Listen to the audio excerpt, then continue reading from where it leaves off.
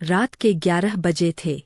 गांव के बाहर वही पुराना आम का बाग, जहां कुछ महीनों पहले सविता की सहेली राधा की लाश मिली थी।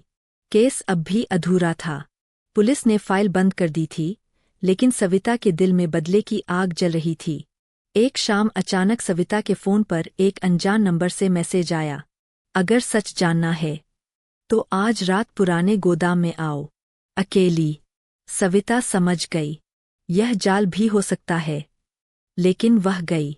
गोदाम के अंदर अंधेरा था। अचानक पीछे से किसी ने उसके सिर पर कपड़ा डाल दिया। वह बेहोश हो गई। जब उसे होश आया, वह कुर्सी से बंधी हुई थी। सामने खड़ा था वही दबंग महेश, और उसके साथ 2 आदमी। महेश मुस्कुरा रहा था। बहुत जासूसी कर रही थी ना?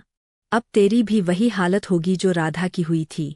सविता का दिल तेज धड़क रहा था, लेकिन उसकी आंखों में डर नहीं था, क्योंकि ये सब उसकी प्लानिंग का हिस्सा था। असल में सविता को पहले ही शक था कि महेश ही कातिल है। उसने पुलिस को पहले ही सब बता दिया था।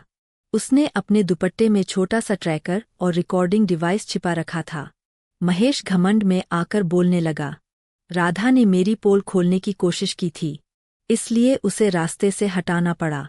इतना सुनते ही सविता मुस्कुराई। बस, मुझे यही सुनना था। अचानक बाहर से सायरन की आवाज आई। पुलिस ने गोदाम को घेर लिया। महेश भागने की कोशिश करने लगा, लेकिन पकड़ा गया। महेश के चेहरे का घमंड डर में बदल चुका था। लेकिन कहानी यही खत्म नहीं हुई। जैसे ही पुलिस महेश को ले जा रही थी, उसके एक आदमी ने भागते भागते सविता को फिर से पकड़ लिया और उसे कार में घसीटने लगा। गांव में अफरातफरी मच गई। अब शुरू हुआ असली थ्रिलर। कार तेज रफ्तार से हाईवे की तरफ भाग रही थी।